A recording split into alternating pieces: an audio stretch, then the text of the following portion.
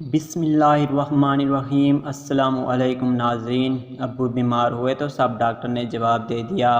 ہم lady doctor کے پاس لے گئے، اس نے ابو کا معائدہ کیا اور بولی ان کا علاج میرے پاس ہے، آپ ان کی شادی میرے ساتھ کرا دیں، میں شادی کے بعد ہی ان کا علاج کر سکتی ہوں۔ ابا 60 سال کا تھا جبکہ لیڈی ڈاکٹر جوان تھی۔ امی نے ابو کی شادی ان سے کرا دی۔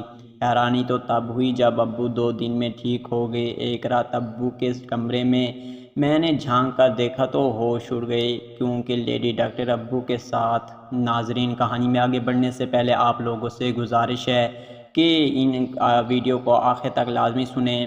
میرا نام مہوش ہے اور میری عمر 17 سال ہے۔ اپنے ماں باپ کی اکلوتی اولاد ہوں۔ میرے ابو کی عمر 60 سال اور امی کی 62 سال تھی۔ دونوں میں بہت پیار تھا۔ میری امی بہت سخت مزاج کی ہے اور ابا نرم مزاج انسان ہیں۔ کچھ دنوں سے میرے ابو کی طبیعت بہت خراب رہنے لگی تھی۔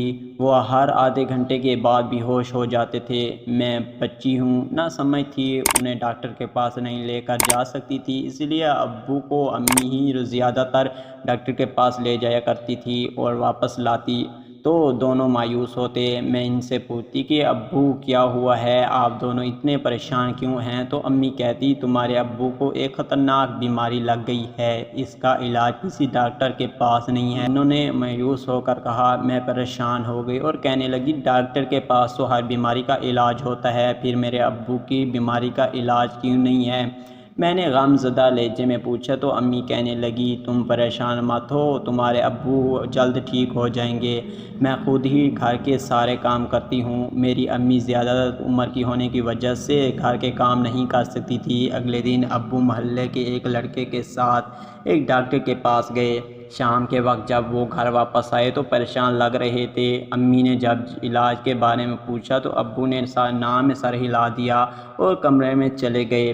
ابو کو ایسی کون سی بیماری ہے جو امی مجھے نہیں بتا رہی ہیں؟ رات کے وقت امی ابو سو رہے تھے، میں ابو کی رپورٹ پڑھنے لگی۔ میں نامی کلاس کے طالب علم تھی، اس لیے تھوڑا کچھ انگلش میں پڑھ سکتی تھی۔ میں ابو کی رپورٹ پڑھ رہی تھی جب امی نے میرے ہاتھ سے رپورٹ کھینچ لی اور کہنے لگی یہ تم کیا پڑھ رہی ہو، جا کر سو جاؤ۔ انہوں نے مجھے سخت لہجے میں کہا۔ میں خاموشی سے اپنے کمرے میں چلی آئی۔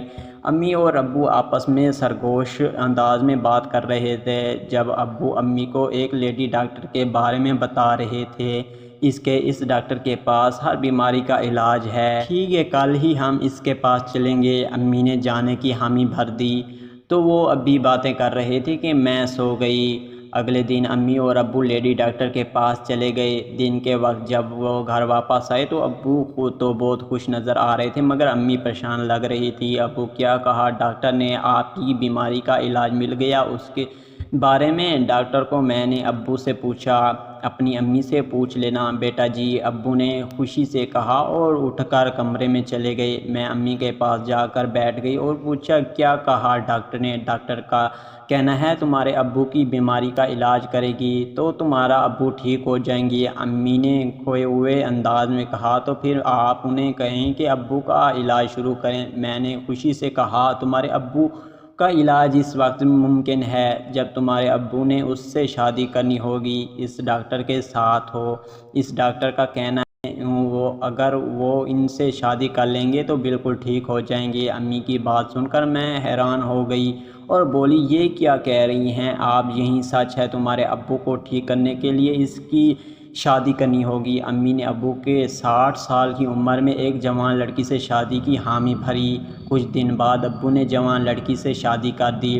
میں بہت حیران تھی کہ شادی کے بعد ہی کیوں ابو ٹھیک ہوں گے؟ ابا تو شادی سے خوش ہیں، البتہ امی اداس تھی اور میری نئی امی دوسری منزل پر رہنے لگی۔ شادی کے دوسرے دن ابو بہت خوش نظر آ رہے تھے اور پہلے سے تندرست بھی لگ رہے تھے۔ مجھے حیرت ہونے لگی کہ اس ڈاکٹر نے راتوں رات کون سا جادو کیا ہے جس سے ابا اتنی جلدی صحت مند ہو گئے۔ میری دوسری امی بہت خوش اخلاق لڑکی تھی۔ میں کچن میں کھانا بنا رہی تھی جب انہوں نے مجھے کھانا بنانے سے منع کر دیا اور کہا جاؤ تم اپنی پڑھائی پر توجہ دو، میں کھانا بنا لوں گی۔ میں اپنے کمرے میں آ کر بیٹھ گئی۔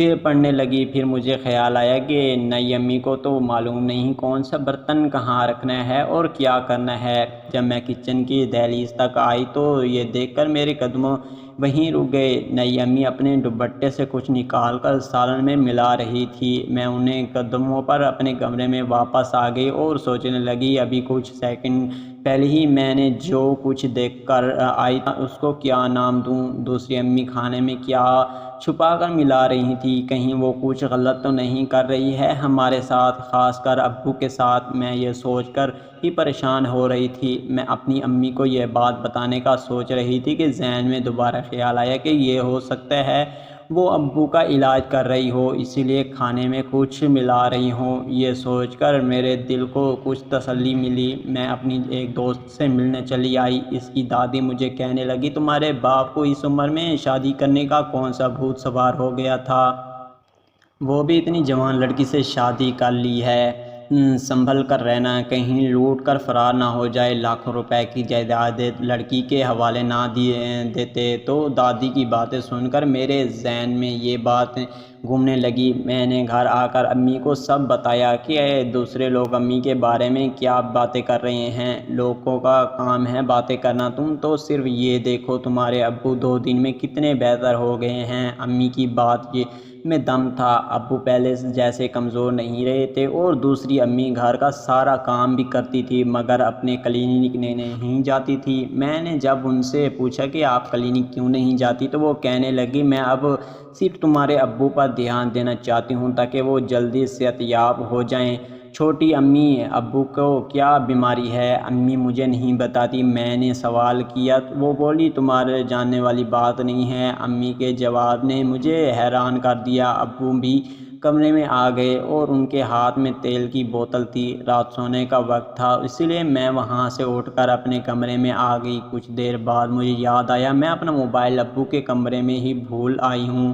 میں جب اپنا موبائل لینے کے لیے ابو کے کمرے میں آئی تو ابو امی کی باتیں سن کر میرے قدم ہی وہیں رک گئے۔